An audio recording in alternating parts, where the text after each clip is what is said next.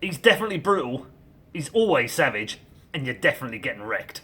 Obviously, I'm drinking my morning Gamer Sops. This is the cherry limeskull flavour. You can get 10% off and support me by using the code Thorin, Thorin, at gamersops.gg. This guy actually became a coach of like Giant X, by the way, and apparently now coaches Fnatic. Hidon. When I said in 2021, it's actually bullshit that Faker even gets to play at this Worlds. Think how difficult qualifying used to be in Korea. Now he just gets a free crack at it because Korea is weaker than Fnatic's negotiations with a superstar at the end of their contract. The reason that's a straight fire joke is because it's in 2021. Well, remember in 2020, they had Reckless on, like, tell them verbally, like, yeah, I'll stay in the team. And then they built a team around him. And then he just went, lol, actually, I'm going to G2. And so my point is they did shit negotiations with the superstar, didn't they? They couldn't get caps to extend. They couldn't get anyone to. So it's actually just a good quote, isn't it? So my point there, I'll show you again with a little bit of actual, like, history, because, you know, I am the esports historian, aren't I? So what we'll do is we'll go here again. We'll go to Korea. And I'll show you what past years of Korea were like. Or will I? Or will I be forced by this advert to then not, in fact, show you any of... Oh, it's actually a smaller one, so I might be able to. Actually, you know what? Fuck this site. Here's what we're going to do. Oh, it does show on your screen, but only at the top, so that's not too bad, actually. Let's just go down here. Maybe need to move this over a little bit. Move it like that. There we go. So what we'll do is we'll go to LCK. That was 2021. We'll go 2020, 2019, 2018, 2017, 2016, 2015, 2014, 2013, 2012. So what I'll do is I'll start in reverse order. I'll show you how hard it used to be to qualify from Korea. Used to be exceptionally hard. Is this the worst website on the whole internet, by the way? Am I missing something? So this is actually the champion season in 2012. So a spring, summer, and regionals. So in spring, you just play this, you go through. Let's get to the playoffs, though. That's weird. Why does it show? Oh, that's the playoffs. In the playoffs at the time, this is when Korea was like not the best region, but they were getting really good. You had Blaze and Frost were already really good. CLG, that was actually the Western team. That was like a top 2 or 3 Western team. You had the Najin guys, etc. You had Team OP, that was pretty good. So then you go to summer. In summer, CLG, you almost won Azubu Frost with it. Obviously, CLG can't qualify from Korea. That meant Frost automatically qualified. Najin Sword qualified by playing the regional, and only 2 teams went that year. Then in season 3, you had, in the playoffs, you had Najin Sword won the opener. That's why they ended up qualifying on championship points. In the next split, it was Ozone shocked Blaze. Then in the next one, SKT beat KTB. Famously, KT Bullets, who almost won, if they'd won this final, by the way, they'd have gone to Worlds. They were the second best team in the world for most people. They narrowly lost to SKT, who won Worlds. And because of the fact that in spring, they had like a slightly different roster, and then they didn't have the same team back in winter, it meant that they had to play in the regional, and in the regional, they had to themselves play SK Telecom again, and because they didn't beat SK Telecom, they didn't get to go to Worlds. So because they didn't beat what ended up being the best team in the world and the world champions, 1 out of 2 times, they weren't able to go to Worlds. So it shows how hard it used to be to qualify from Korea back then. That's in season 3. Then in season 4, you might remember, this is one of the stacked years ever.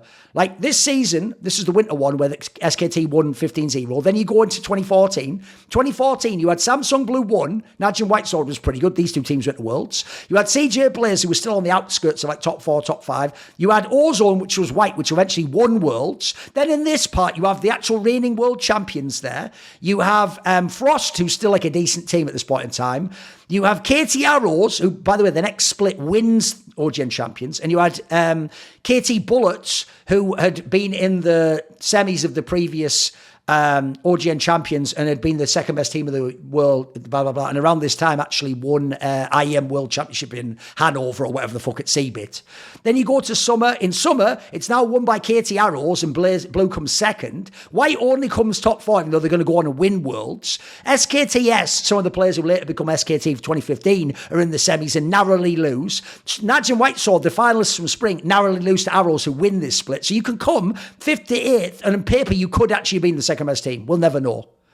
Then you go to the regional, and in the regional, it's so stacked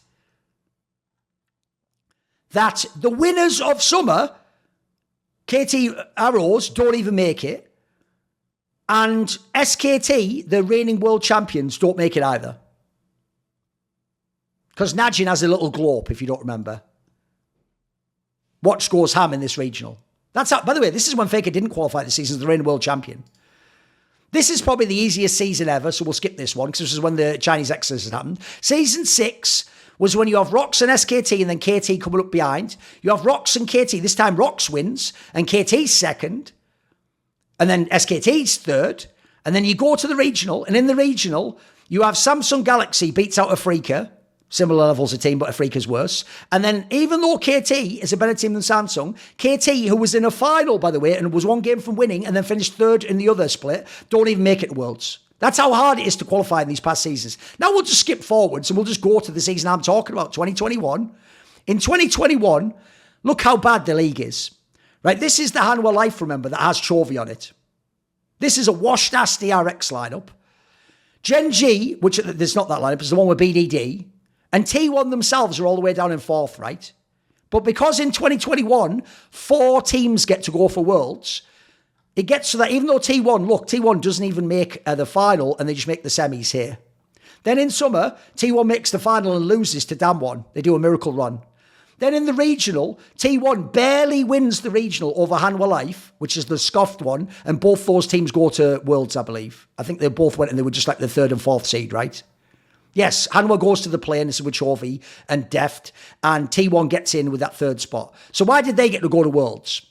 So let's look again. They got to go to Worlds because they managed to beat Gen G. They lost in the summer. Then they managed to beat Gen G here and Live Sandbox. Okay, all right. And then they managed to win against Hanwha in a best of 5, and they get to go to Worlds for that. Meanwhile, KTB and Ryu didn't get to go to Worlds in Season 3. So my point, what an absurd point for a historian to make. But no, along comes Hidon. Actually, let's just look that up a second. Let's just look how old Hidon is and see if he knows anything that he's fucking talking about when he's talking about formats of tournaments. By the way, he's not even going to make a point because he's a cretin. But let's look up how old Hidon is. He better not, by the way, be like 23 or something mental like that, which means he would have been, like 13 when we were talking about what I'm talking about already. Brilliant. 23 years old. So in 2013, the year that KTB didn't make it, Hidon was 13 years old. But because he works in the LEC, he must just know everything. Didn't even start in esports till 2019, by the way. And this comment he's making is in 2021 when he is working for Tricked Esports. So Hidon just goes, what a shit take. Now, what is he going to make? Is he going to make like a counter argument? Is he going to make a point that's interesting? Is he going to say what I'm wrong about? He just goes, what a shit take. Do you actually know anything about the game? Right, so how Faker qualifies and how hard his qualification is relative to how hard it used to be in Korea when Hidon was 13 is knowing things about the game League of Legends. Brilliant. Here's a good one. When there was an ESL Impact event, which is the event where ESL, a company owned by the Saudis, who oppress, imprison, and even kill women, they run a league that's for women and anyone non-binary and anyone who doesn't identify as male. So it can be a safe space in which they can play video game competitions. And when they do that tournament, and they have piece of shit sellouts like Frankie Ward be the host, they will then, at those tournaments, hire people to be analysts. It's a normal Counter-Strike tournament just with women and people who aren't men, right? And when they run these tournaments, they often pick women who themselves were pro players as women or streamers or commentators so that they can be the analysts because it's a women's initiative, right? And what happened was a woman who was called, fucking hell, I'm so tired right now. What even were, Hedja, there you go. Her name was Hedja. She used to be like a female pro from Norway playing in the women's circuit. When she went utterly mental onto Blair, a top analyst, and said all sorts of non-sequiturs and mental shit about how, like, they shouldn't even criticise one of the favourites for doing badly. They should just celebrate them for even qualifying. And he doesn't know how hard it is to play. And he should get the fuck out and doesn't belong in a studio. And that he's just shitting on them instead of celebrating them. When she said something utterly mental and unprofessional like that, idiots like Frankie Ward actually said, like, yeah, but I don't think we should make news posts about this and commentate any further. She's obviously going through a hard time, so why would this be newsworthy? It's like, I just put this comment. It's a totally reasonable take. I said, there's something wrong with your brain if you think it's not newsworthy that a professional esports analyst had a meltdown and told her much more experienced colleague to leave the broadcast and that he doesn't deserve to be there. That's utterly mental that you're saying that isn't newsworthy. By the way, same Frankie Ward that used an acceptance speech of her winning an award at the UK Esports Awards to call out my language and how I behave. But that's not newsworthy that someone on a broadcast went mental on their colleague and said, you don't belong to be here. So this guy is actually a guy who did like documentaries and worked, as you can see there, for like Sky Sports stuff. He did like a Call of Duty documentary that I was briefly featured in, just talking about esports history. Comes in, and because he follows me still all these years later on Twitter, he just replies and goes, the most ridiculous thing I've seen for ages. Like a petulant child who doesn't understand impartiality or other people's opinions. He's agreeing with me there, by the way. So then this guy goes, wait, so you hate a woman, right? Pointing out how ludicrous it is that she would do that as a news story is hating her, because to ever criticize a woman is to hate her, by the way, guys. And this guy, Jonathan Beals, hates a woman for acting like Thorin, right? So I go on to broadcasts and I say to my experienced colleagues, you don't deserve to be here. You should never criticize favourites and you should celebrate them for even being. I've never done anything like that ever in my life. But to a moron who doesn't understand arguments, the go-to response is always, no you, or that's what you do. That's all they have is some literal, like, bingo card playground level shit. That's all they have in their locker. So he goes, but you love Thorin for being Thorin. By the way, he said nothing about me in this post. This moron just assumes, oh, if you agree with Thorin, you must just love him and because of what he's done. Are you ready? Get ready for how mental the leap's going to be now. Maybe you're just into guys, man, right? So because he agrees with me how unprofessional what that woman did is, and that's newsworthy, he probably is just gay and wants to have sex with me.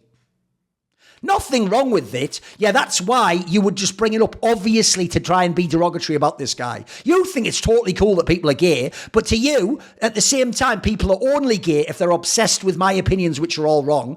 But that's not a diss. Not that there's anything wrong with it. That's just probably what you're into, right? So I am George Schuer, CS. I have no idea who Jonathan Beals is. I actually even read his bio. But since he agrees with Thorin and is hating on a woman, I'm just going to speculate he's into gay sex and probably fantasizes about having gay sex with Thorin. That's a totally reasonable thing for me to say. I'm not mentally ill. I'm going to do a couple more, then we're going to go do the fucking thing. It has to end in a minute, doesn't it? I've been doing it for too long, boys. Here's a good one. Right, EDG performance today is the biggest disappointment the LPL has seen since yesterday. Wait there a second. We're going to have to find the date on this because this could be a fucking banger. If anyone knows the year we're talking about, this could be a banger, boys. Let's have a look. Let's have a look. Let's get in there. Let's get into Worlds. Because that date could be like after like the semis and the quarters where they were playing a tiny bit sus. But let's have a look. Let's have a look. Oh, actually, I don't think it is. I think it's in the group stage. Oh, this is going to be perfect. This is going to be perfect. This is going to be good. So we're going to have to look at the dates here. Let's look at the dates. What was that date? Oh, it was October 16th. I'm never going to get to close these boxes. Okay, it worked once. October 16th. Oh, it is. It's going to be in the group stage. So it's going to be when they lost to 100 Thieves or something stupid like that, right? Yes, it's when 100 Thieves beat EDG. Get ready for how wrong this dickhead is. Get ready. He put EDG's performance today is the biggest disappointment the LPL has seen since yesterday. Now, do you know what's brilliant about that? Do you know what happened the day before? That was the day when FPX shit the bed and didn't get out their group. Now, do you want to know why this is great? Because before this tournament, I said FPX is the most overrated team in the world because they were being called the number one favourite for Worlds and they hadn't won any tournaments that year. They hadn't won MSI, they hadn't even qualified, and they hadn't won either LPL split. So I pointed out they're the most overrated team in the world. They then went on to come last in their group, a group that featured two Western teams, and one of them was the Perks Accountability team that didn't even win the summer split back in LCS, and they got out over FPX. So because I pointed out they're overrated, which was correct, and had been proven out by the results, then EDG did badly one day, and this guy goes, Some might say they're overrated, which is what I said, but they're laughing at that like this is a ludicrous statement. So this moron goes, Thorin will genuinely believe he's right, won't he? ... Now what's great is this guy goes, I mean, is he ever wrong? The guy's a legend in his own mind, right? So when literally the result that is even more extreme than even I would have thought makes FPX come last place at a tournament they were the consensus favourite for in the whole world, and I said that made them overrated, that result never makes me be right. Nothing that can ever happen in reality can ever make me be right, even though any result that goes against my prediction makes me categorically wrong. So this guy, they both agree I'm totally wrong. Now, do you want to know the most hilarious part about this tweet? It actually has like a hidden own in there that owns them even harder, which says, I also, at this same tournament, before the round of 8, the quarters, predicted EDG would win the tournament. It's a video on my YouTube channel. No one else was predicting to. I think it was only me and Jensen Goh picked them. I actually went on, even though they underperformed in this group stage, to win Worlds. And I correctly predicted them to win. But yeah, I guess that'll probably make me genuinely believe I'm right too, won't I? So if you want an update, this will probably be edited into the same video. Remember that guy a few days back where he was called Axel YS8? And if you remember, he's an editor at CS2 News English and created CS2 CIS. And I pointed out that I've actually even promoted those sites, even though, and this is one of the issues, as far as I can tell, they don't create any content themselves. They just take things people post on other websites or in, for example, like Russian language on Telegram. They translate it and then they put it out. But here's the problem. They put it out like this. They put like simple, as though, like, you know, Simple gave them this statement and then they're publishing it like it's their news. No, what that means there, as far as I know, is Simple on his Telegram posted this statement in Russian. They took that statement, translated it, posted it here, and didn't put at Simple Telegram or link to it. And so this is a thing they're constantly doing, which is just stealing other people's content. Now, whether they translate it or not, you don't get to own their content because you translated it. So they're just stealing it and intentionally not crediting where it comes from. So let's look into this, because that was one area where basically I already thought, they're basically parasites anyway. So I despise when parasites have the audacity to call me out. So if you don't know, this dickhead here, there was a comment where he just like replied to something and just said like, Thorin is basically Russian something like not non-Russian overdrive or something mental like that. As though I'm in any way like overdrive. Like it's an utterly mental take from a moron. So I think it was overdrive he referenced, wasn't it? I forget anyway. So the point is, watch what other people complain about with this guy. So this guy here, Eddie Chen, works as a business development guy for the Esports Advocate. And as a result, he previously worked for the Sports Business Journal and Esports Observer. So he says, hey, CS2_EN, Journalism 101, you ask photographers for their permission for using their arts in your contents, and you should give them credits. The photo you used was taken by my colleague, some Chinese person. Here's the proof. We went to the event and paid all expenses ourselves. So look, they not only took like simple statement and translate, but they then used a picture that wasn't theirs and didn't tag it or anything. So he shows there's the actual raw original picture inside our fucking camera. And this is what the picture looked like when it was actually published on the internet. So then in comes this guy, and get ready, he's just a shitheel. This is guy, I'm going to give you a little rant in a minute about Eastern Europeans, but we'll get this done first. He goes, Brutet, so he means brother, we had no idea who these pictures belong. Right, pause. If you don't know who they belong to, the obvious default position would be totally admit that you fucked up, you're wrong, and just say, I won't use pictures, I don't know where they're from again. But he's not going to say that, because to this person, they actually think that anything put on the internet is just theirs at that point in time. Because it was put on the internet somewhere, even if they can't see a watermark or some sort of tag, they can just use it, because why not? It's the internet, right? They can do, everyone else's shit is theirs and their shit is theirs. It's one of those sorts of morons, right? Communists to the fucking bone, no doubt.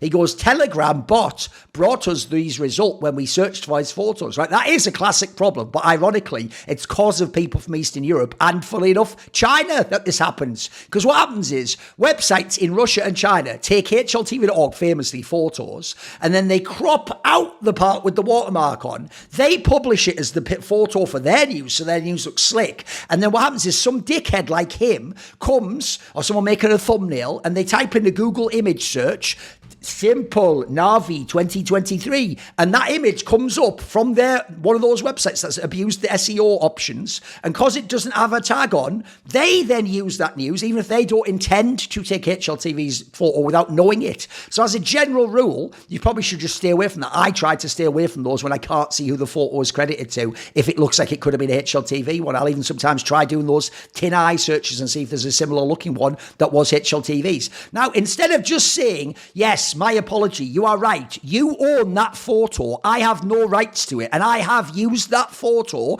inappropriately, I didn't tag you with credit, I will delete it and not do that again. Instead, he just goes, oh, it's an excuse, we had no idea who they belong to. It's basically Telegram's fault that they brought us the photo, like, as though Telegram's like Jarvis or fucking Iron Man, like, Jarvis, pull up simple. Jarvis, I've told you about using HLTV. You're the cunt, tell him to do it, you moron. He goes, I deleted, get ready for this phrasing, it's so shithousery. I deleted, that should be it, sorry, I deleted, right? No, I deleted, if this satisfies her. Right, we're now framing this as the person who took this picture after paying and travelling to the fucking event, took this photo, paid for all the equipment, put it on the internet. You're going, well, you know what? If you're going to bloody complain, I guess I'll delete it. Did that satisfy you? Could you be any less magnanimous in being a shitheel who took someone else's property? You actual checks notes. And by the way, this is just a dickhead who I pointed out is just from Uzbekistan. That's his whole claim to fame is, I'm from Uzbekistan and I'm 19 years old. Hey guys, I came out of a dick 5 minutes ago, but let me explain to you all how journalism works, who people's analogues in the industry are, and also how copyright law works. I hope that satisfies you. Me, a legal expert, 19-year-old expert in esports journalism from Uzbekistan. You know Uzbekistan, that famous country for journalism and legal advice. Are you having a fucking laugh, bro? So this dickhead goes like, look, I deleted, let me show me deleting just for like, I'm doing something big like deleting shit that I stole. Sorry. Get ready for where this goes. So James Fudge, who's a real journalist, jumps in and goes, sorry to jump in, but you're the editor. You should know these things and maybe in future not just grab images and use them without checking their sources / getting permission. It really is 101, as Eddie said. Now, Eddie did say Journalism 101. If you don't know, 101 is terminology from American universities where a 101 is an introductory course. It's like sort of here the basics you'd need to know to even start in this field. So they're actually telling dickhead 19-year-old nobody Axel YS8 from Checks Notes Uzbekistan, like they're telling him, kid, you're 19, you don't know what you're talking about, listen to us, this is how it works. And he's going, yeah, but maybe, and it could be, but besides, it's not my fault, and anyway, someone else did it, and look, I'll bloody delete it if that satisfies you, sir. And then thinking you did something. What a shitty attitude this person has, mate. What a shitty... All right, well, I'll put back the stuff I stole then. I didn't know I'm offence trafficking illegal goods. Yeah, he offered me the necklace for $100 and it looks like it should be worth 10k. But how was I supposed to know it was stolen from your wife? Well, all right, bloody hell, I'll give it back to your wife if that satisfies her. You're the one using stolen goods. Why are you the one talking shit? So then he goes, always credited the photographer when we knew who it is. Pause. He just explained, don't use images if you don't know the source. That is 101. Yeah, but when I do know it, I always do credit the source. That's irrelevant. That doesn't even make sense. I basically just said to you, you know what? If you think you've had too much to drink and you don't know that you're under the legal limit, don't drive a car, Axel YS8. And he goes, but when I'm not drunk, I do drive a car legally. Yes, we're telling you to stop driving when you could be drunk. Yes, but when I'm not drunk, I'm fine to drive it. Please don't discredit my effort without context when I'm not drunk. Because he then has the gall to actually get pissy about this and goes, don't discredit our effort without context, please. I'm going to say it right now. Exactly the thing that's bait for these so they can all think they can wreck me. This guy doesn't understand English. He either doesn't understand what English words mean contextually by their contextual cultural clues, or he doesn't understand the English language. You know why I could speculate that? Because he's a 19-year-old nobody, never was anyone from Uzbekistan. I wouldn't expect him to be an expert in English, but he is so arrogant, he thinks he is an expert in English and knows exactly what people speaking English first language are saying. So when this guy says, you should know these things and don't grab images in the future without checking, notice he doesn't say, I'll never do that again. He says, but I always have credited when we knew who it was. And then he has the gall to suggest that by saying, don't use images that you don't have the rights to, you're discrediting his effort. What effort? That's like saying, oh, you're discrediting the effort of a thief. He had to climb through that little window and over the steel fence and round the Doberman. That was really hard work, you know. Don't discredit his effort. What are you talking about, you mad? You've managed at the end to try and make yourself the victim twice now and act like you're being somehow magnanimous or kind to the rest of us for just not totally being a and stealing. Just stealing and then making an excuse and a deflection and deleting one photo. By the way, here's one for you, dickhead Axel YS8, 19 years old from Uzbekistan. By your own logic, if you agree with what they're saying, go through your Twitter and every single website post and image created and delete every single one you didn't credit and didn't know the photographer. Notice you didn't do that, and you haven't said you'll do that, and you haven't even, when given the easiest get out of all time, just said, you're right, James Fudge. Sorry about that. In future, we won't use those images if we can't credit the person who was the photographer. No, he won't do that though, will he? He won't be saying that. He won't be saying that because he's a shitty. By the way, that's not the first one. Let's see. There was another one as well because there was a guy from HLTV did the same thing. So we'll just go back to there. Let's see. This is how you know this guy's a clout goblin. Everything's just this shitty thing here, look. Fucking hell. I might just have to go to notes page. This can't just clout farms too much. Right, we'll go to notes. Because it'll be on his. There we go. Because he herself then had the audacity to say, always credited it.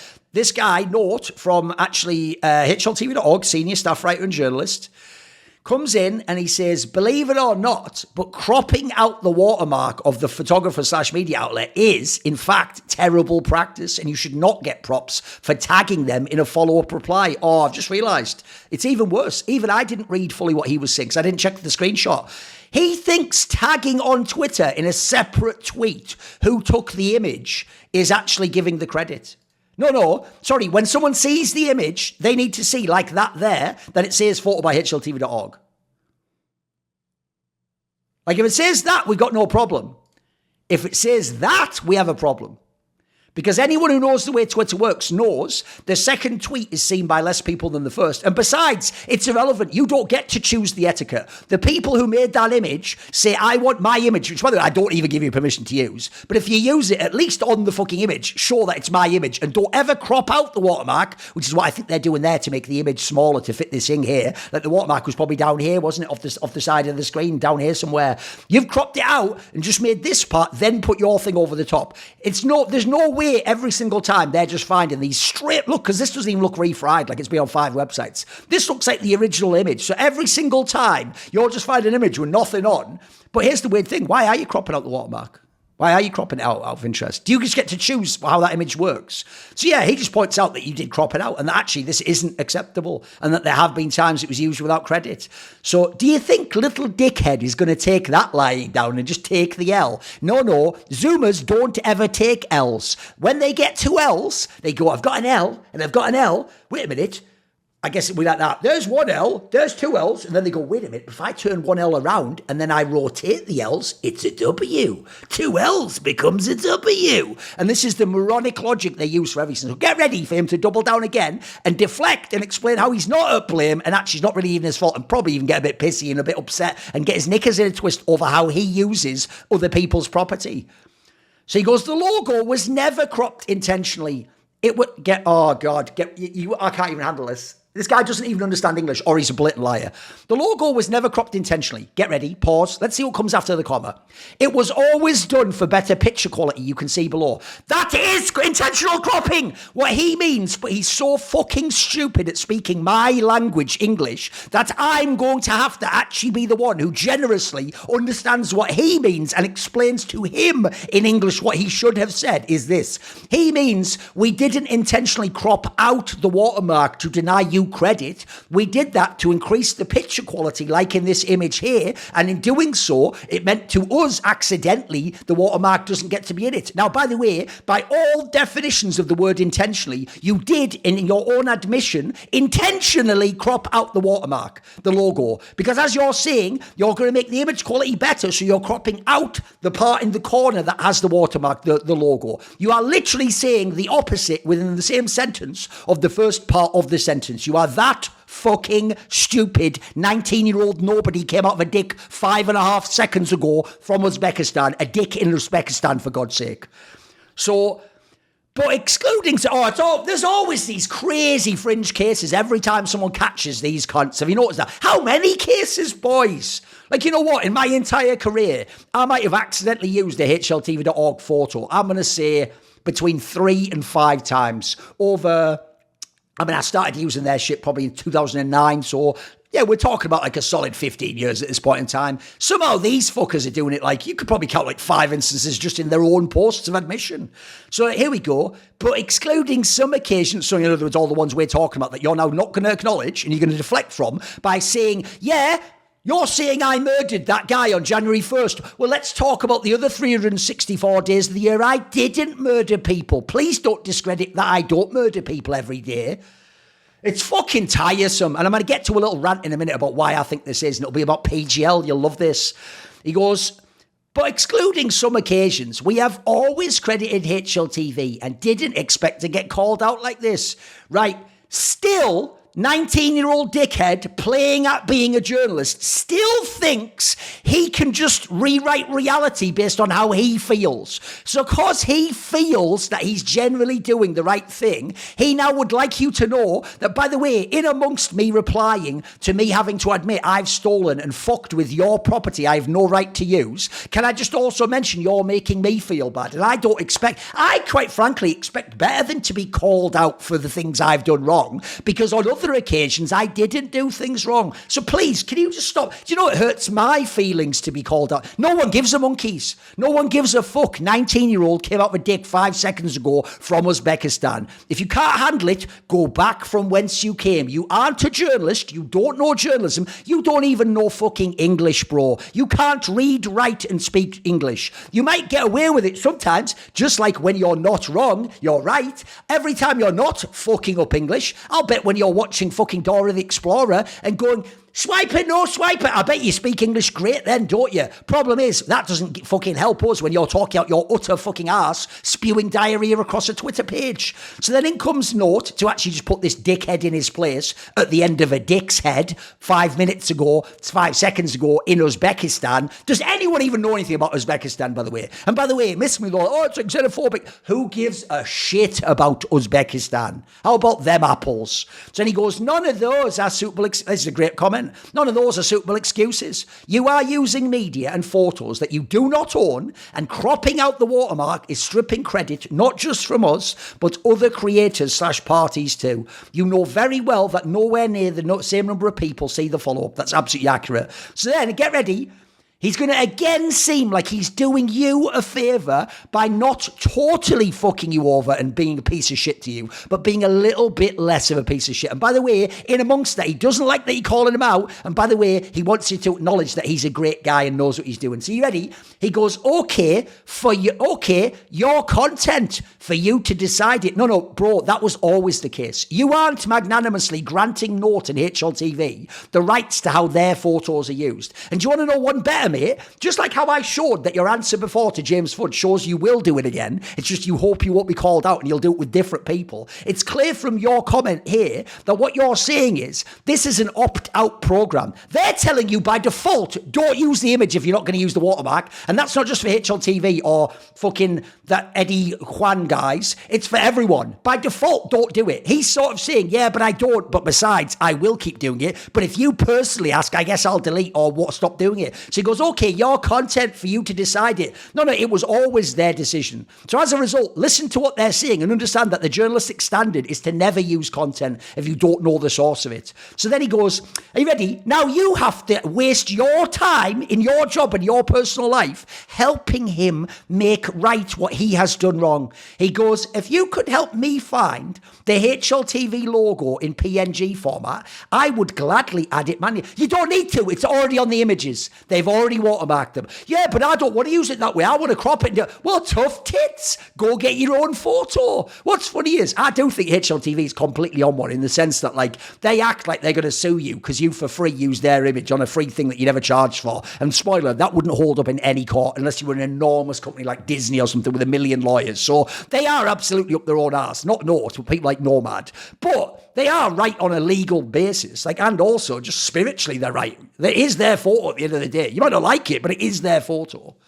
Because as I showed here, even though he says they don't crop out, look, this is the image they did use. This is the image that had HLTV. So what he's saying is, yeah, but if I use the watermark, then I can't get the image in how I want. Like, I want his head in. Make the image smaller. Yeah, but I don't want that. I want the head to be big and then the HLTV not to be in, essentially is what you're saying. So what you're saying is you don't want the watermark to be in, so you cropped it out intentionally. You fucking moron. And then he goes, if you give him the logo, and you have to even give him it in PNG format, apparently you now have to follow his demands in order for him to credit your work correctly based on legal standards. Maybe in Uzbekistan, you just give the guy a fucking goat or something, and then that's it cool. You can just use all his... I don't know, mate. We're not in Uzbekistan. If you want to do something in Uzbekistan, jog on to Uzbekistan esports. This is...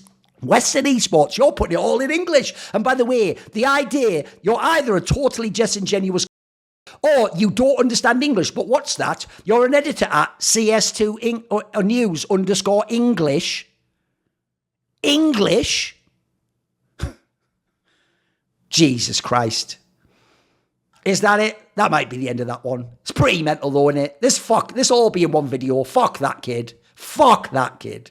That's why, since he just did such a shit take, I did my own. I just put Axel YSA is basically Uzbek Harumi at this point in time. Not because, by the way, he does any sort of leaks like Harumi. The joke is Harumi actually does more work than this con. He actually goes and tries and finds shit rumours. All this dickhead does is just be a belligerent twat from some shit country none of us care about.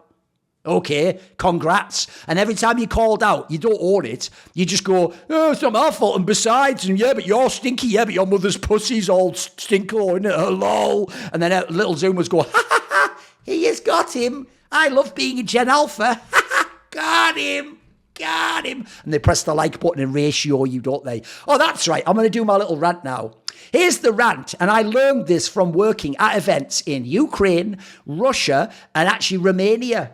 They're going to love that, by the way, the Romanians. Because obviously Romania had its history with like this USSR and all the like satellite system and the way they took over Eastern Europe. And I can tell you, I don't know if it's a holdover. I would speculate it is. Because if you don't know how the Soviet Union worked, famously, one of the reasons why people who were dictators like Stalin in the Soviet Union, obviously they're evil and they did really terrible things, but they actually never could, in some ways, have done like good things. And the reason why is a very subtle point, which is when you're a tyrant, and especially you tyrannize speech and behavior, and anyone who fails, you have them hung or killed or sent to a gulag. What will happen is people will just start to behave in a manner which protects them from your wrath. So what will happen eventually is, as a tyrant, you can't even make good decisions because you're getting faulty or incorrect information passed up the chain of hierarchy to you, chain of command.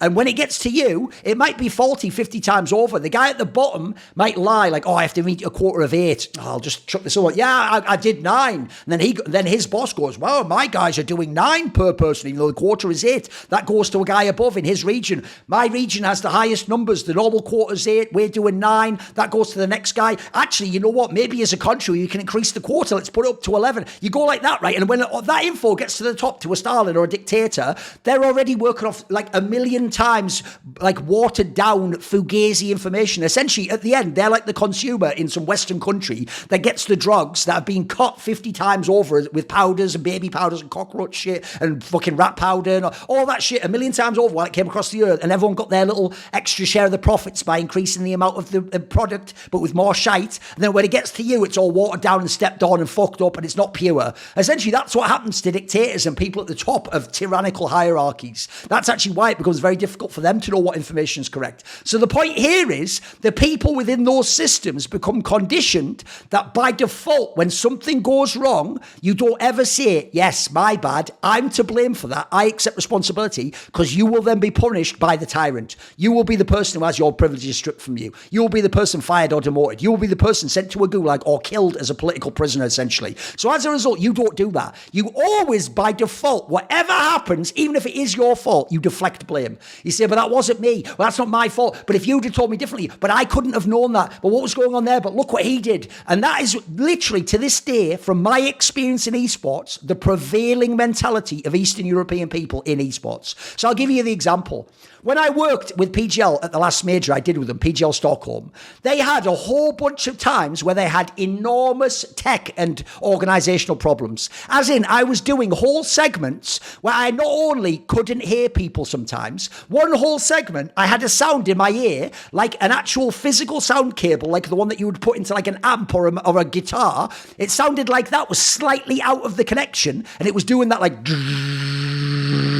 But it was doing that right into my ear, and I have to have the headphones on to hear both the producers and the people on the desk with me. So the whole segment for about 15 minutes, I've got that in my ear. I would even sometimes just do that and talk like that. So if you ever see me, I don't fuck around like that. But it's constantly distracting me. And as I'm trying to talk, it's giving me the signal jamming sound. But I'm such a pro, you'll never know this. I still just deliver my... Now, when I would come and say to the guy, what's going on? The whole time it was doing that. And I was trying to signal to you, like, and of course, yeah, well, they're going to have to keep their ear out, like the producers will, because there might be some problems in our headsets. And I would go back in like a pro to the segment again. At the end, they either weren't even aware of those problems, or they'd go, yes, there must have been an issue with the sound guy. And I'd go, okay. And they'd go, we'll look into it. And I'd go, no, I don't want to hear that, mate. What I want to hear is this. Yes, you're right, there was a problem. I'm acknowledging that happened and telling you I agree I heard the problem. 2, I apologise, even though I wasn't the one who maybe did that directly. I'm in charge, I'm the producer. Ultimately, this is all my responsibility, even if it's not my fault. I'm going to own that and say that, yeah, you know what, Thorin, you don't know the guy who pulled that cable out, but I do. So I'm going to, even though it wasn't me, I take responsibility. I'll own that problem and I'll get that problem solved. Don't worry, it won't happen again. They would never say any of those things. They would never say, yes, it's our fault, sorry, and it won't happen again. They wouldn't say any of those fucking things over and over again. And the worst example ever, by the way, was this story I've already told in the past, so I'll do a brief version, which was how it worked when that show match thing happened at PGL Stockholm. So here's what happened. The owner of PGL, that Silvio guy, actually asked Richard Lewis... Didn't even ask me personally, because a lot of people, if you don't know behind the scenes in TOs, are actually quite intimidated by me. I have the sort of resting arsehole face. They just think I'm angry all the time. And also, I get angry in a righteous manner like this, don't I?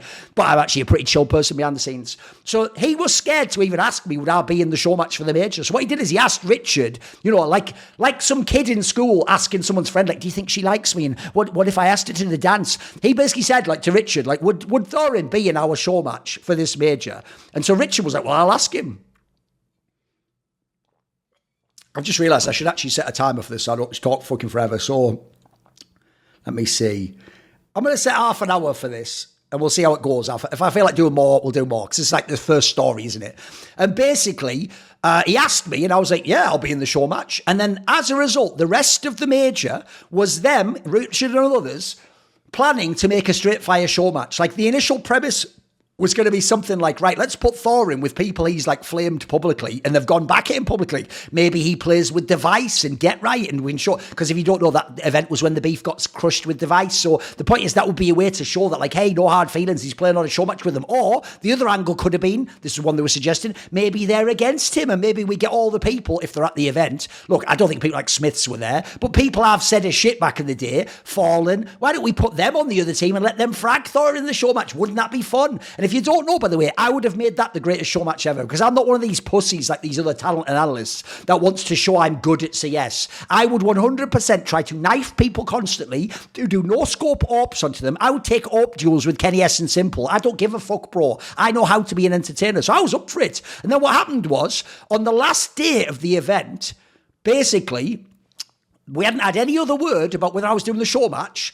They actually had us go on the desk, and if you ever watch this segment, it's mental. At the end of the second to last day, we actually mention on the desk, and of course there's going to be a show match coming up tomorrow. And I even say something mad like, I wonder who's going to be in that. There might be some surprises, because everyone is now operating on the assumption I'm in this show match. The next day, I notice on the calendar, I'm booked in to analyse the show match. What? And then later that same day, in the group chat for all the talent, they post the lineups for the show match. And are you ready? They haven't talked to Richard. They haven't talked to me. They've never, ever told me I'm not doing the show match.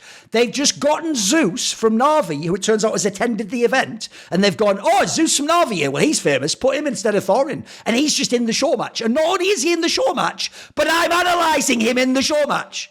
You know, by the way, analysing the show match is almost a punishment. It's the worst fucking gig you can have. But I have to analyse it. And by the way, I'm such a pro, I went and analysed that show match, entertained, didn't even mention on the broadcast, these arseholes fucked me. So after that, on this last day, when we're doing the final, which is after the show match, in comes this guy from like PGL, the main producer guy, not the one who owns PGL. That coward would never have fucking come and said anything to me. By the way, don't worry, he later over the phone apologised to me for all of that, just because in the same call, he tried to hire me as the first person for PGL Antwerp, but I told him, oh, wait a minute, isn't that the event where for anyone to attend the event, they have to take a medical intervention that you've demanded they take? Nah, I think I'm not going to do that, thanks, pal. Thanks, but no thanks.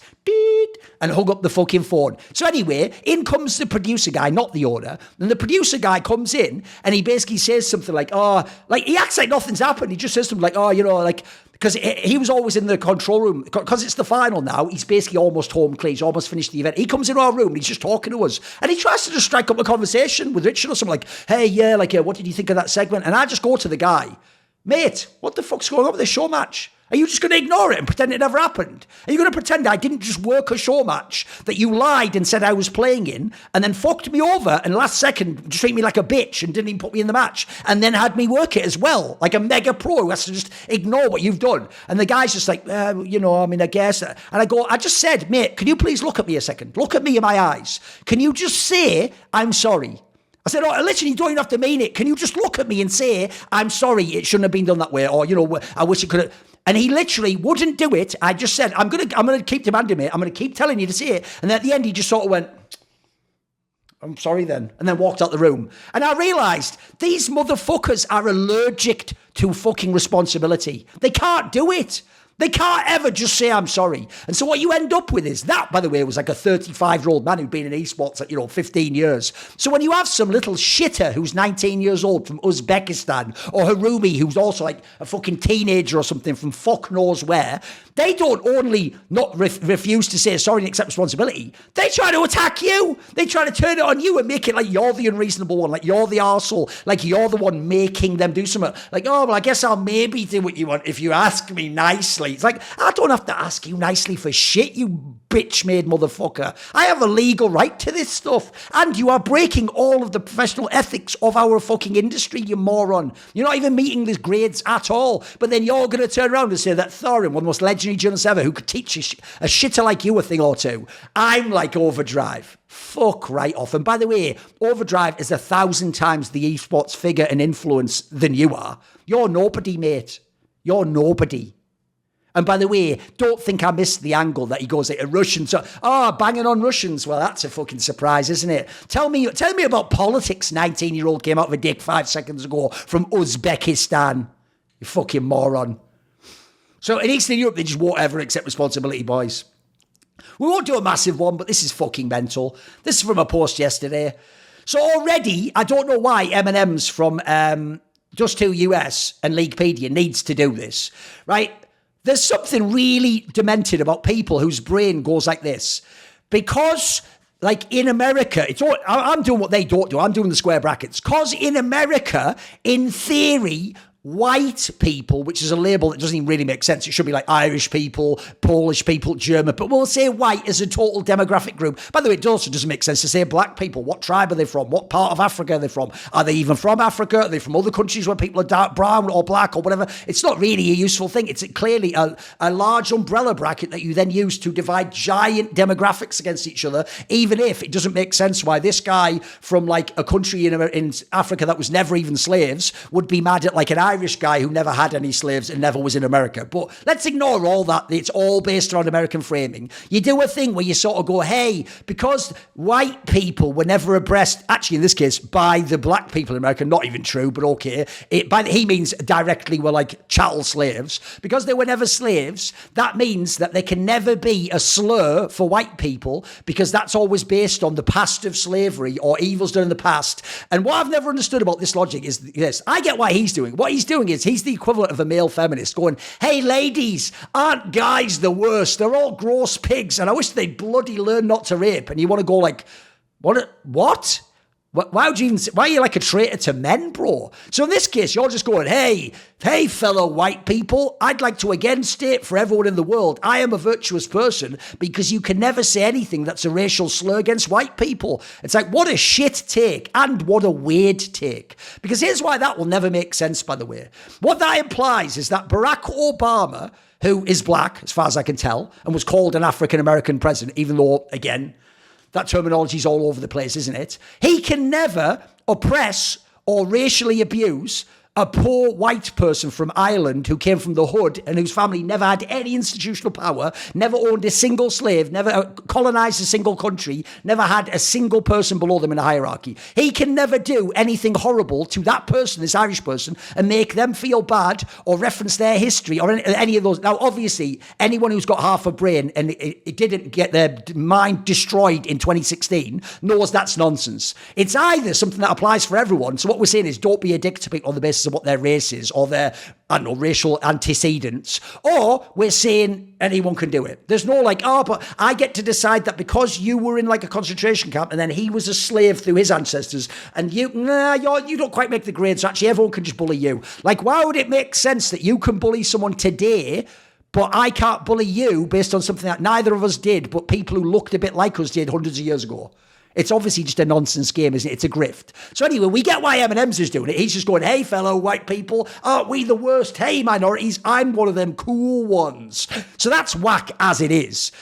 But I tell you what, I'm not a fucking little bitch. So actually someone calling me Mayo Monkey, I wouldn't cry my eyes out and get them cancelled. I also think, by the way, a lot of people whose family were never slaves and who were arguing against people who never owned slaves are quite frankly cowardly themselves for making themselves victim and trying to get people banned for the opposite equivalent of that for their race or their demographic. But hey, that's called consistency. So then in comes this guy, Stamina, who's just some guy, some NA fucking player, I think like a semi-pro player or something.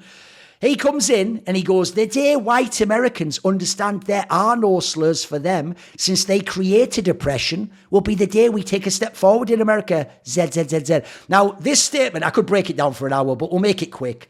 Right? What's utterly mentally ill about this is this. When he says the day white Americans understand there are no slurs for them since they created oppression. Right? First of all, by his logic, someone in New England whose family came from Ireland, they are white Americans. Right? If you don't know, the Irish originally came to America as indentured servitude. It was a form of prison sentence. Instead of going into a prison in England, this is also how Australia was created, you were sent on a boat, and I can't remember if it was like 7 years or something, but you were like put under contract and treated like a slave in America, even though your skin was white. That happened. That's actually factual. You can look that up. So that happened. So already to him, even though that person themselves, by definition, would have been a victim of oppression. And by the way, are you ready? This is brilliant. Even though English people are white and Irish people are white, hence why that term's nonsense. The English people were oppressing the white person from Ireland. But according to you, that can never happen. There can never be oppression. So because those people did face oppression, but you don't know about it, when they get to America, they can never be racially abused or targeted or discriminated against. Or let's be real, if you actually know where this ideology leads, eventually this is an excuse down the line for genociding people. You go, well, look, they can't ever be persecuted because they're not humans like the rest of us. And you know what? When bad things happen to them, that's good because of what people who look like them did in the past. So I'm going to sit back. I'm not only not going to fight against it or say it's wrong, I'm going to say it's fine. In fact, you know what? I think it's funny. In fact, you know what? It's a good thing because of what happened in the past. It's a resentment, bitterness-based ideology. So already he's completely factually wrong on almost every level here. Here's another good one for you, by the way. He goes that white people created oppression. Now, the notion there is fucking mental because, one, I don't believe in evolution. But if you do, you believe a very popular theory, it's actually been somewhat discredited in recent years, that all humans can be traced back to a woman that they pithily nickname Eve in Africa, right? And here's the premise people wouldn't know. The science of genetics doesn't say that modern day black people are the same as her and you're different as a white person. What they say is everyone's different to her. Actually, even modern day African Americans and Africans wouldn't share the direct genealogy, as in genetics, with her. They would just share a fragment of it, and since then actually no one would share hers. The genetics would have changed so much over time. There's even ghost DNA from tribes that no longer exist and have gone extinct, I think in the Southeast Asia, like in Australia, and I believe also in Africa itself. So there's not only that component, but if you believe that, then the philosophy is something like this. It's not really even a philosophy, it's essentially a religious worldview, is that the world was a paradise. It was a lot of black people. It was only black people initially from Africa. They were black and brown, and until it took, by their logic, millions of years through natural selection and evolution and different evolutionary pressures around the world and migration, until millions of years had passed and humans became lighter in the amount of melanin in their skin and didn't look as black, only then, once they were white enough, did evil enter the world. And suddenly oppression occurred in the world. And suddenly people made slaves and they had kingdoms and conquered and colonized. Except, of course, not only is that an utterly insane premise, it's actually, by the way, one of the most deeply racist ideologies you could ever, because the ideology basically says, instead of like Christian idea of original sin, there is a form of original sin. It's called racism, and it only occurs naturally in white people. And their natural state is to hate, to be racist, and to dominate others and oppress them. Now, what he ignores there is every aspect of society. Like, one, that is an utterly insane ideology on its surface. Two, that isn't even factually accurate. Like, spoiler, white people don't even make up most of the people in the world and never did. And they did not invent oppression. Throughout all of human history, you can go back to the earliest civilizations in Atlantis, wherever you want to go back to, they all claim to have had empires and colonies and have people who are kings and tyrants. Put it this way, do you know, I'm pretty sure you do because of the internet, about a type of black person, often from America, who will say, actually, all of history is a lie and all the great people like the pharaohs of Egypt and the kings of Europe, all the great, the Romans, Jesus himself, all these great figures that you think of as white or European were actually black. Hence that famous joke way of saying, like, we were kings, we were the pharaohs. So even those black people in conspiracy thinking are saying, we acknowledge in all of history there were kings, empires, colonies, and oppression and tyranny, and we used to be the ones that did it when it was good. When it suits us, we were the best ones. But bizarrely, this guy thinks white people invented oppression. Invented it. Even though, by the way, are you ready for another banger? Also, at a time period when the British, aren't they sort of the avatar of the white people? Even though the British were literally ending the slave trade by stopping pirate ships from doing slave trade, basically, do you know that there used to be a time period where one of the most expensive types of slave was a white woman? Because what would happen is Arabs, it's like in the time of the Moors, etc., they would go and literally sail around Europe from the Mediterranean, go up to Ireland, kidnap, this is a real story, go ashore in Ireland, just walk up to a village, kidnap Irish people, just some fucking Irish guy called Michael with a bloody mega white skin and little freckles, and will pop in the fucking sun, by the way, and red hair. They bring this onto a boat, and then they drive him around to North Africa and sell him as a slave, and he then works in the heat of North Africa. And my God, I can only imagine what his fucking skin must have been like. Must have been like when you forget the bacon, you just leave it in the oven for hours. Oh shit, it's still in there, and you rush through, it's all crispy as fuck. I can't even imagine that guy's fucking life, by the way. He's supposed to be in a fucking paddy field in Ireland, now he's in the North Africa with some guy.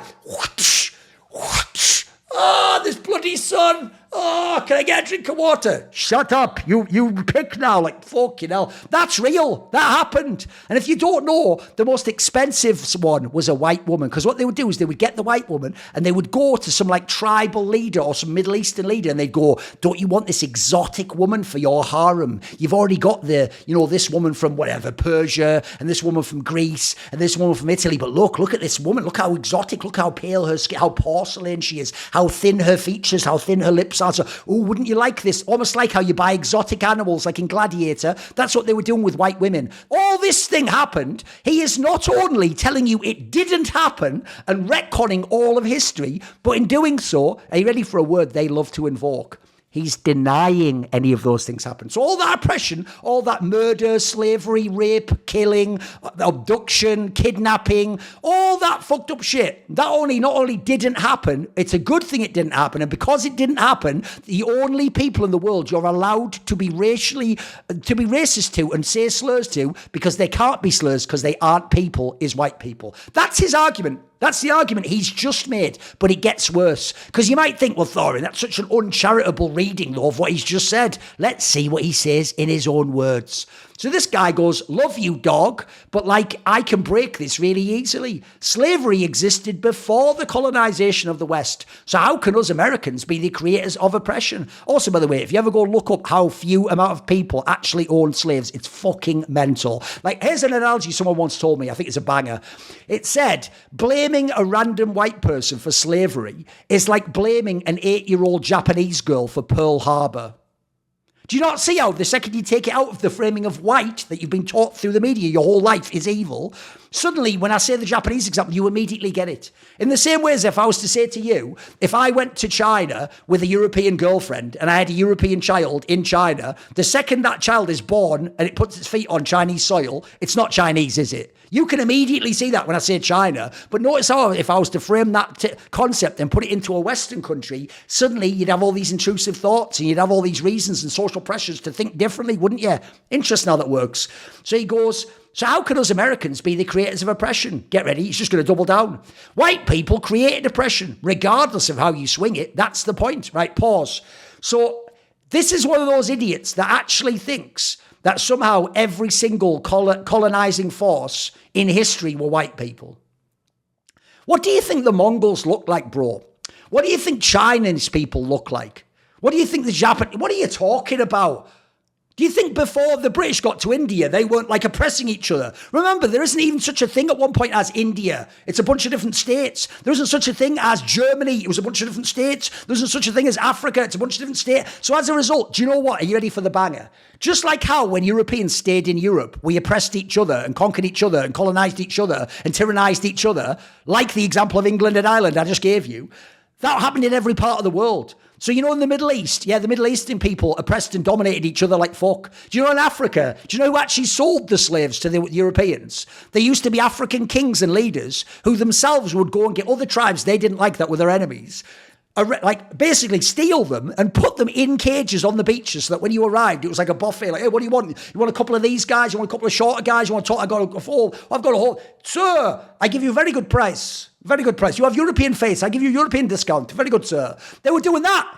That was a real thing. And then the Arabs were coming and getting them and shipping them off too. So the whole thing is fucking mental. But this guy doesn't ever reference any facts. He just keeps repeating his belief, his religious belief about the evil of white people. He goes, white people created oppression. How could you even create oppression? It's such an insane concept. It's like thinking, by the way, that you had to have the word war before wars were ever created. It's all like animals and humans didn't fight the whole time. You legit cannot make slurs for white people. He just decides that, by the way. By the way, I don't think you should go around going, it's hate speech and it's a crime. It's just they use that rule against me. I'm going to use it against them. No, if you think it's a bad rule, if you think it's evil, if you think it's a social it's not a benefit, it's actually a negative, then don't participate in it. Don't be a victim. In fact, I'm going to make a very key point that's going to help you in your life, boys. Shall I tell you the secret about victimhood? This is a very important razor to apply in your life. The beauty of being a victim is this. If you're a true victim, you have no choice in the matter. Something horrendous was done to you that is life-changing, reality-changing, and it forces you on some level to be a victim. Someone cuts your legs off. Someone steals all your money. Someone banishes you from your country. Someone kills your family member. You don't have a choice there. You are by definition a victim. But any time you can opt into being a victim, then it isn't actually that important a thing, and you should choose not to do it, in my opinion, if you want to live in a good world, in a good society, with good friends and a good family. So any time you go, well, actually, you know what, that doesn't really affect me much, and actually, it doesn't even particularly upset me, and you know what, I don't mind that people say mildly mean things in words, as long as they don't act on them, and they don't do evil things, and they don't actually, create horrible... That's the cool thing. Because wouldn't it be cool if you had the choice to be a victim? Wouldn't it be cool to, instead of being a victim, be the person who overcomes issues? A person that isn't just defeated by, basically not a snowflake. Be the person who actually has some sterner stuff to them, who has a backbone, who can go, you know what, I do despise what you say, but I will defend to the death your right to say it. Isn't that kind of a cool principle to have? So I would say don't opt in to be. Don't try and go, I'm going to use their rules against them. You don't like those rules. You think they are wrong, so don't apply them. It's not the right way to go. Nor should you. This is mental. You cannot make slurs for white people. Get ready when you find out what he reveals about his background. Because at the moment he's doing the hello fellow whites thing, isn't he? It goes, nor should you, because they hold no value, right? Because white people... he's talking about institutional oppression, which is the worst part. So he's also ignoring that individually, Joseph Fritzl, wouldn't you say he oppressed his daughter, guys? Where he locked her up in what it was like a cellar for 15 years and raped her and forced all those children. Is that no oppression? If you then went Fritzl, lol, Fritzl, wouldn't that be kind of fucked up to Joseph Fritzl's daughter? Oh no, but because there wasn't an actual thing from what the Austrian government said, Joseph, do this, you have to, that's suddenly cool. It's actually not hurting her feelings. Remember, the whole premise of the slur thing, they claimed, was that when you say it, it causes them generational trauma, thinking of what that meant and what it implies about history. And what happened. So you can never ever stir bad feelings and memories within a white person. Because again, his ideology is white people aren't humans. They aren't real. In fact, Shakespeare, actually, if you prick a white person's thumb, according to him, they don't bleed, they don't feel, they don't cry out. Those lessons were for naught. It does not exist. It's comical. This shit is argued in 2020. You haven't argued a single thing. You've made a bunch of statements that were founded on nothing and then just doubled down on them. So then people try to come in and use some sort of sanity, use a normal definition of racism, right? And he goes, look, racism is this, and it gets to this part where it goes, prejudice, discrimination, or antagonism by an individual, community, or institution. Notice there, it's already given away that he's wrong, because it says prejudice, so you can be prejudiced against someone white, obviously. You can discriminate because they're white, he's doing it. And you can be antagonism, you're intentionally always against white people. Get ready, by an individual. It doesn't even have to be en masse. It doesn't have to be against their whole people. It can be against that person because you don't like white people and they are a white person. The dictionary definition has already said this guy's wrong. It goes... community or institution against a person or people on the basis of their membership of a particular racial or ethnic group. Get ready. He's about to use a load-bearing word to make his whole argument. Typically, that one is a minority or marginalised. Now, typically means in most cases, but it doesn't mean always. He is such a moron, he's going to say that means it never applies. So he goes, typically, that one is minority. No matter how hard it is for you to grasp living life as a... So he's going to ignore the word typically. He's going to just pretend typically means always. That means they have to be a minority or marginalised. By the way, one, white people are a minority in the world. There's a provable fact. Two, I've just given examples of where white people were the minority in Islamic and Moorish cultures, which took them as slaves. That already happened in history. By the way, if you want a random example of where people used to have institutional power and were killed in a racist manner, look into the history of the country Haiti. They used to, unsurprisingly, be dominated and colonised by a bunch of white people. Then they had this fucked up revolution where essentially the gist is a load of the black people who took over just went around the island killing in the most horrific ways every white person they could find because they were white. That's a real thing that happened. There was a thing that happened in, I forget it was Africa or Italy, where a whole bunch of people had a revolution, and the same thing happened. There's a famous video where they grab a guy and they go, this guy's a white, he's a journalist. And they're about to take him out of the car and just go and kill him at the side of the road with a gun. And someone says in their language, no, he's actually Italian. And there's obviously that famous thing about, are Italians white or are they Mediterranean or what? Obviously they have Moorish ancestry themselves. And then that actually saves this journalist's life. And they go, no, he's Italian. And he gets to go on his way. But remember, none of these things can ever happen. In fact, when that happens, happens 1 second before they put the bullet into that journalist's brain, everything they're doing is fine because it's impossible racist against white people, because white people, aka that journalist, somehow just invented all of oppression in all of history. Do you see how delusional this person is? So he goes, living life as a white person, you're later going to find he doesn't even identify as white. Get ready for this. You do not have words that hold power over you. Right, guys, do you want to know how you always beat the woke people? Are you ready? They love intersectionality. Do you remember that concept, guys? It's the idea that you're not just yourself. You're a woman and you're black and you're of a certain background. You're maybe working class, but also maybe you're a lesbian. And then also, you see what I mean? It's all the idea is you have different sections that intersect. These things all at once intersect as you. You're the fulcrum of all of those different disparate elements, and you need to always be aware of every dimension. And so it's why when they have their fucked up Occupy Wall Street meeting, they don't just let the woman feminists talk. They go, you're a woman and a feminist, so that's good, but she's black and a lesbian and a woman feminist, so she speaks before you because she's more important than you, because she's more oppressed inherently. You wait your turn till she's finished, and if she lets you talk, then you can talk. And then you know what? Oh, what's that? You support those two people, but you're a man who's straight and a man and a feminist and an eco-warrior. Well, you wait before all of them before you talk. Oh, but wait, you're a white man and a male feminist, but you're also disabled and gay and two-spirit, and it's actually a nightmare. It's just a fucked up, shitty little social grift where they do that, right? So when you do that, here's how you defeat a guy like this. When he goes, think about this, I'm going to show you how to destroy this motherfucker.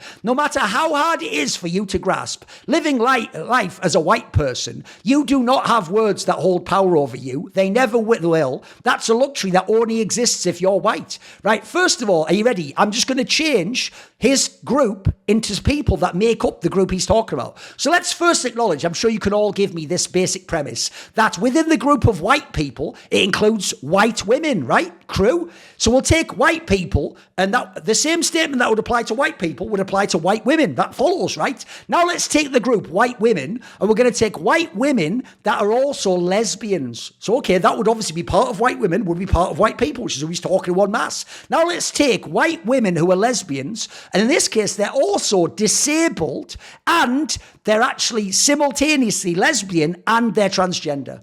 So they're white women who are disabled, transgender lesbians, right? And, they come from a working class background and they never had money. He's saying, let's read his statement again.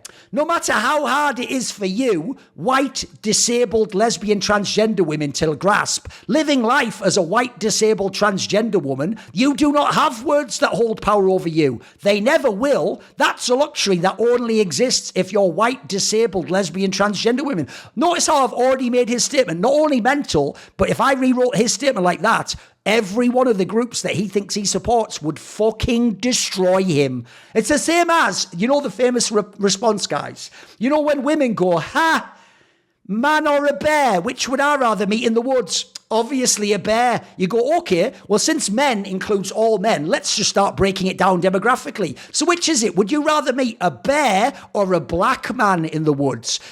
Instantly their brain is going to short circuit and smoke is going to come out their ears, and their brain is going to tell them, under no circumstances say man anymore. His filter has now made it so we think the opposite, and we would never say that type of man. That's actually how I've just given an example, that those people specifically only hate white, straight men who would just come from their own countries or whatever. So there you go. I don't usually do politics, by the way, but that was a very easy breakdown. But we'll read a little bit more just to see how mental this guy is. Acting like white people can't be a minority in some parts of the world is crazy. Spoiler, they are a minority in China, for example, or Korea, or loads of Middle Eastern countries. By the way, do you know what happens to white Christians in certain Middle Eastern countries? They are quite literally spat on, beaten up, literally like everyone else is privileged against them in society. They are the lowest of the low. They are third-class citizens sometimes. But according to him, that can't ever happen because of oppression. Right, Pydro Beast, Piroda Beast just subbed. Thanks to him. Oh, I gave out 10 community subs. Shout out to him. Acting like white people can be insulted with racist remarks is crazy, man. Laughing, crying emoji. Are you ready? He doesn't believe words can ever hurt you or be unacceptable, by the way. You're a retard. Now, what's mental about this, guys, is you all know, you lived through it. It was the last 6 or 7 years since Donald Trump got elected. Since Donald Trump got elected, didn't the word retard get called the R word and the R slur? And it's supposed to apply to, checks notes, everyone, including, crazy idea for you, bro. Have disabled people ever been marginalised and oppressed in a minority? But disabled people, biologic stamina, that are white, they can't be oppressed. You can't say, hey, you retard. That's not bad because they're white, right? Them being white makes up for all the other factors of their life that are going to be negative and very hard, and people are going to look down on them and discriminate against them and not want to date them, not going to give them jobs. No, that's fine because their skin being white makes them Alexander the Great colonising the world. And you know what? Fuck them. They basically deserve it, right, pal? So you're a retard. That's about as harsh as it can get for you. You're very lucky. This guy goes, you're so clueless, keep believing in whatever it makes you right. Now let's just see some of this guy's replies, because they're mental. They're mental. They're mental. So I won't go when he replies to me, but it's going to get good. So let's go back to here. Get ready. So this guy comes in. White people oppressed it. This guy comes in and goes, you don't need a history of oppression to have someone call you a slur or have someone be racist to you. Being racist is being racist. Being a hater because of race. And a slur is just a hateful word that is based off of race. Notice, by the way, you're always told that everyone online is just a stinky, evil, illiterate, fucking ignorant, right-wing bigot. Like, notice how these people are just giving really reasonable takes. That actually just seem like what, like a 90s Democrat in America would have said. Including Hillary Clinton, by the way. So he reads that and he goes, being racist is being racist, being a hater because of race, and a slur is just a hateful word because of race. Neither rely on being oppressed. That's right. He's taken the idea as an oppression ratio that has to be applied. And if there's none, it makes it no longer a slur. And if there's loads, it makes it the worst thing ever, even though it's just a word in all cases. This guy goes, it's a moot point because no matter how hard you try, he's just going to keep saying it over and over again. He thinks if he just repeats it, he will manifest it into reality. No matter how hard you try to tell yourself this shit, the word retard will offend you more than any creative slur. Yeah, that's because our people haven't spent years whining about this shit and going on. And every day we don't remind ourselves of the times in Haiti people killed white people or Irish people were oppressed by Muslims, etc. In fact, by your logic, we should do what they do with African Americans in America, and we should constantly watch movies and historical recreations of when the Moors came and took those people slaves and the British fought against them, and we should constantly make that. And then by your logic, we should be really shitty to Muslim people in our countries and say, you're still to blame for that. And you can never be oppressed, but we were oppressed by you, so we're forever oppressed by you. In fact, you owe us reparations, you owe us everything, give us everything in your society. But the thing is, I'm not a loser, and my people in general aren't losers, so we're not doing that. So he goes, it's a moot point. You're arguing it for the sake of, one, being different. He's just arguing to be a dickhead, by the way. Two, being racist. Oh, he's arguing this. Are you ready? By arguing you can be horrible against white people, you're being racist. That's what he's now saying. If you said Melanin was being an asshole because he was insulting you, we'll do another 20 maybe. Let's have a look at this one. I want to do a bit more on this one.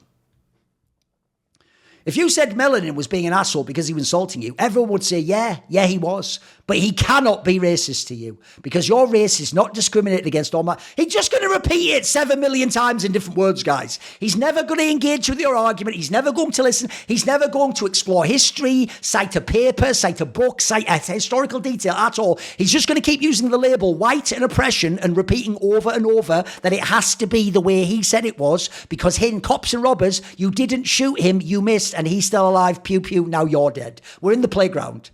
This guy goes, so you think getting called a cracker isn't offensive, right? Cracker presumably comes from cracking the whip. Wouldn't it be incredibly offensive to say to white people whose ancestors never owned slaves and themselves don't own slaves and never owned anything like that, to say to them, you're basically a slave driver, even though that'd be pretty offensive, wouldn't it? Now, again, I wouldn't cry my eyes out and say hate speech, just put the person in prison because I'm not a little bitch, but I think that would be quite offensive. I do think that's it. Certainly the word offensive would qualify for offensive. He goes, no, it's not at all. Are you ready? This is where you find out the real reason he's been doing this whole thing. He's not even a self-hating white. Get ready. But growing up as a Native American, by the way, can we just pause there and think what an absurd premise the term Native American is? So what Native American means is this. When a British person lives in England, like my family that's lived there for thousands of years, because originally every human came from Africa and Eve, we eventually took that land from someone else. I mean, nobody at one point in time, but there might have been other people there. So we, even thousands of years ago, we don't ever get to be native Britons or native English or European. We're always a nomadic tribe who took someone else's land. But somehow, the people who, according to the evolutionary history of America, came across from Asia over the Bering Straits when it was a big ice land bridge. When they arrive in a country, they didn't arrive in a country or come over that bridge I just told you about. They were always from there. They're the natives. Even though these people don't believe in God, somehow they were created as the native endemic person of that area, and they have universal rights to it of all time. And by the way, he just goes even Native American. No, my dude, what is a Native American? Tell me your tribe. What tribe are you from? Because those weren't just a blanket set of people. Spoiler, those tribes used to enslave each other. They used to kill each other. They used to scalp each other. They used to steal each other's women. They used to rape each other's women. They used to kill their children when they did all sorts of crazy shit. So why are you doing a blanket Native American? Hey, my dudes, I am a Native American. Yeah, no shit. So because he's Native American, it's all about resentment against the monolith of white people, because his people own that land and were oppressed, weren't they? Never mind what they did to the people who got there before them. Weird that, isn't it? He goes, getting called a res rat or having people ask for my free cheese was very upsetting because they didn't say it to the other white kids. Which is it? He put other. So he's trying to simultaneously claim he's Native American, and then it hurts his feelings when you say things about Native Americans that are like pejoratives or stereotypes.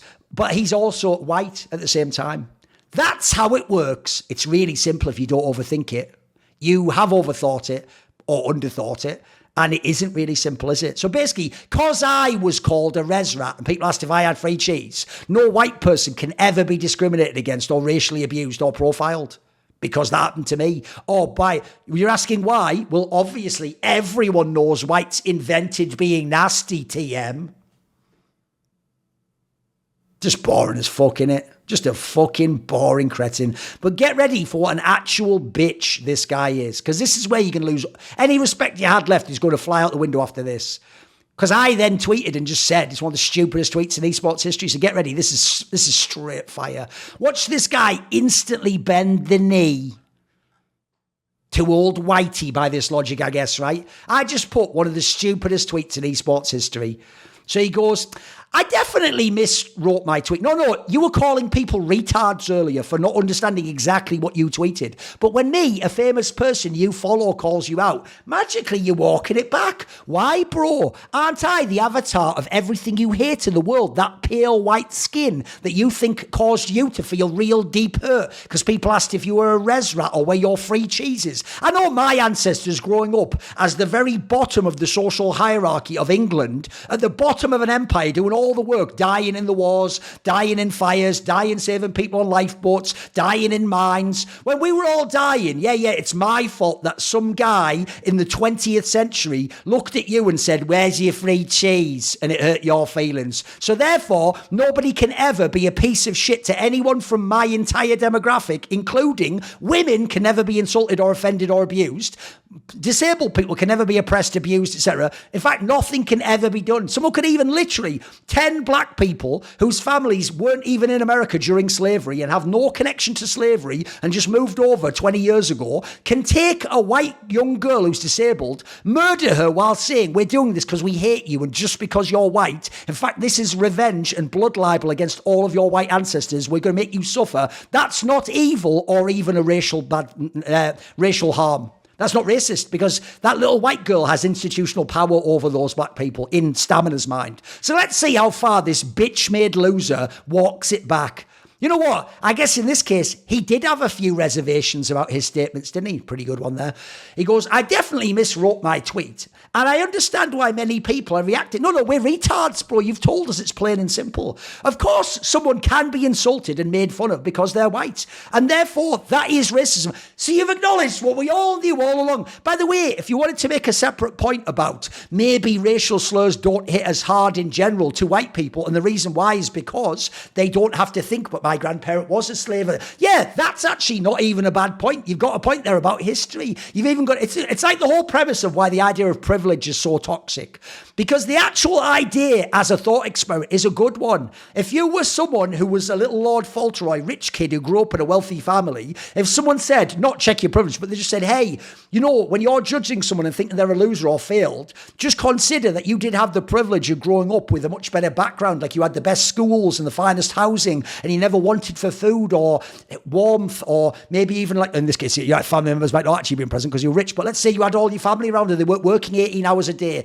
You know, just consider that you actually had things easier than them, and just ask yourself, can I judge them as harshly? Maybe I'd be different. And that's a great thought exercise to have. But of course, when you just say, hey, as someone white, you always have privilege and are always wrong and always the bad guy, and him, because he doesn't have privilege, is always good and is always saintly. That's obviously terrible, isn't it? Now, you could still make that point, just like you could have made this point about, there's a reason, guys, why actually cracker doesn't hurt your feelings as much as the N word, right? That would even be an interesting discussion. But you didn't do that because you thought you were down in the mud fighting with all the shit of randoms on Twitter. Now you're being called out by someone famous. You're now trying to do the Martin Bailey and retreat back to your keep and go, well, no, I know I made an outrageous statement before. There is no such thing as racism. But I'll repeat back, well, of course that's racism. But I'm just saying there's different types of racism and severity. Well, yeah, we can all agree with that. But you didn't. And get ready, he's going to play the game again. You know, a minute ago, he was Native American. He was being abused for that and oppressed for it. He can now choose to be white, even though, by the way, by choosing to be white, logically, he's just said you can't be racist against white people. So how was it racist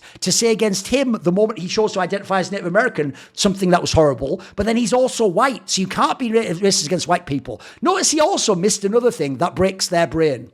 What happens when a black person has a child with a white person and it's not totally black or totally white? What happens then?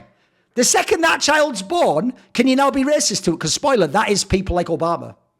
So if that's true, by your logic, if you don't know, I think Obama's grandfather is a cousin of George Bush. You can go look that up. That's going to blow your mind already, isn't it? Because you have to look up who the Dunhams were. But if you go and look it up, you're going to find out that it's a very shocking detail. Now, what does that mean? Does that mean Barack Obama's white? Is he part white? Does part of him not get offended? Can part not be racist against it? Is it because he's darker, that he's black? He can. You see what I mean? This is such a fucking boring thing. And all he's doing is just going, I'm in and I'm out, I'm in and I'm out. Whatever suits me, I'm this at the moment. But as a white person, so now his feelings are going to change how we can all feel in the whole world. I cannot feel the effects of those words the way other people of colour can when slurs are used towards them. Why? Because my white family has never been systematically held back because of the colour of our skin. You just said earlier you're part Native American and people would actually bully you based on Native American stereotypes. Which is it? Slavery has existed for thousands of years and many white people were enslaved. That's not what he ever said earlier. He said white people created oppression. But none of that can affect me today. Right, bro, how does some of the other oppression affect people who, as I said, sometimes weren't even from the lineages that were affected by that? They just happen to have the same skin tone as someone who was affected that way. But by logic, it does affect that. 3Dog33 subscribed. Cam N2112 gave out 5 community subs. This isn't Stanislaw, by the way. This is a guy called Stamina. Learn to read. Let's see. But none of that can affect me today. Slavery and racism that was predominant 200 years ago, it's more than 200 years ago at this point in time, but you just ignore that one for now. Never mind when Lincoln freed the slaves, not jazz boys. 200 still does hold work today for POC. That's also what's mental about people like him, by the way. He doesn't say that it still holds weight for the ancestors of those slaves who were affected by the slavery. He just says, because he uses POC, anyone not white is affected by the racism of literal African slaves in America by a very small fraction of the American populace who were wealthy elites 200 or 300 years ago. That affects an Indian guy who came yesterday is now affected by that. You can't say a slur to an Indian guy in America because African slaves were used there hundreds of years earlier, and that has like a history going back to that. And it goes, it's not even about being white. It's about any marginalised or minority group. We've just explained, and you even admit it essentially, inadvertently, that you can be marginalised as a minority if you're white. So, okay. Another good one. He goes, I swear I never see this kind of stuff written by anyone who has any experience growing up in a diverse area. Remember this white guy? Get ready. I lived on a Native American reservation for the first 16 years of my life. He actually wants a medal for that, guys. He needs a medal. He must have a medal. Another good one. Irish disagree, Jews disagree, Poles disagree, Gypsies disagree. They're all in theory types of white people, right? Depending on whether they choose to or not. Do us a favour and don't speak for an entire race. I think ultimately my point wasn't expanding deeply, nor was it meant to be. I was scrolling Twitter midday and saw someone get called a Mayo monkey and claiming it was hurtful / racist, which I disagree with. In general, slurs towards anyone, white or not, should be a thing of the past. You've just said they can't exist and they can't hurt you, by the way. So why should they be a thing of the past? So we can push forwards, but yeah, let's never put away the racist things of people who weren't us, though. That must always be held every single day and thrown in our faces every single day as a demoralisation tactic. Right, Stamina? Thought so. You have the stamina to keep racism going for hundreds of years, mate. You're part of the reason it's perpetuated.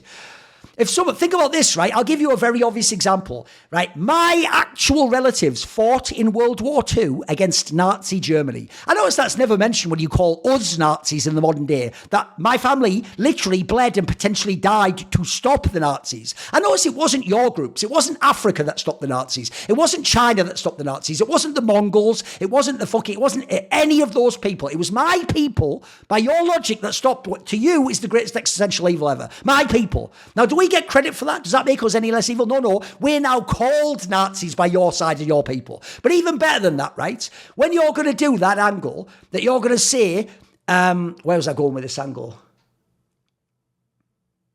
Where was I going with that angle? Shit, where was I going with that? But my people in England. Oh, that's it. That war in which hundreds of thousands of English people, including people who were parts of my communities and far enough back, my ancestors, when they died at the hands of Germans, do we in England every day try and put out media material and news stories about what the Germans did to us, about how they killed us, about what they did to our prisoners of war, about how they bombed our cities, about everything they did, and constantly incense people and remind them of everything Germans did, so that then in real life, when we meet Germans, we hate them, even though they weren't the ones that did it. That was their ancestors, might not even have been their ancestors. They might even be the ones who were conscious objectors. But it makes it so every day we meet and think about Germans, we hate them, and we hold that resentment and we almost make it a blood libel against all Germans. Imagine if we did that in England, how fucked up our culture would be and how evil it would allow people to become towards Germans. And remember, that is what people like Stamina do to other people. A tiny fraction, like literally, it was a tiny fraction of Americans ever owned slaves or benefited from that system. But he wants every fucking day, even in random tweets in 2024, everyone to be reminded of that and carry that fucking guilt collectively. Even though, by the way, the notion of collective guilt for something you didn't do is by definition, by nearly all moralities, immoral. The idea that the sins of the father are cast on the son is an immoral concept. But you perpetuate that in the world. You actually perpetuate that. And then he goes, I was definitely wrong for continuing to even argue with people when I was more so just clowning the fact that Fizz felt it was racist toward him. Why didn't you just do that then? Why not just make it about him and call him a retard? Why did you keep saying white people can't be oppressed? Bro, we just caught you. What happened was you were slightly bigger than him on Twitter, so you thought you were the big man on campus. Then I came in and shone, funnily enough, like a concentration camp fucking spotlight, like, hey, he's down there trying to escape. And you were like, oh shit, caught me, governor. I wasn't trying to leave. I know this is the place I deserve to be. Like, give me a fucking break. Then he goes, as if he were to be hurt by it. It was just a stupid remark, but I find it impossible to be hurtful. Okay. Except here we go. This guy shows that's not what you said.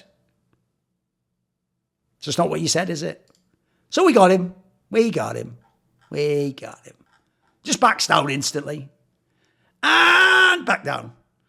Beep, beep, beep, beep, beep. Just backing up here. Beep, beep, beep. Just backing up past the point where you can't be racist against white people. Beep, beep. Well, of course you can be racist against white people. Beep, beep, beep. You just maybe shouldn't. Beep, beep. And I guess there could be slurs that could be hurtful. I'm just saying this one wasn't. Beep, beep, beep. Oh, I'm right back at the totally reasonable position that everyone held and has held for, I don't know, checks notes the last like 70 or 80 years. Basically since Martin Luther King Jr., right?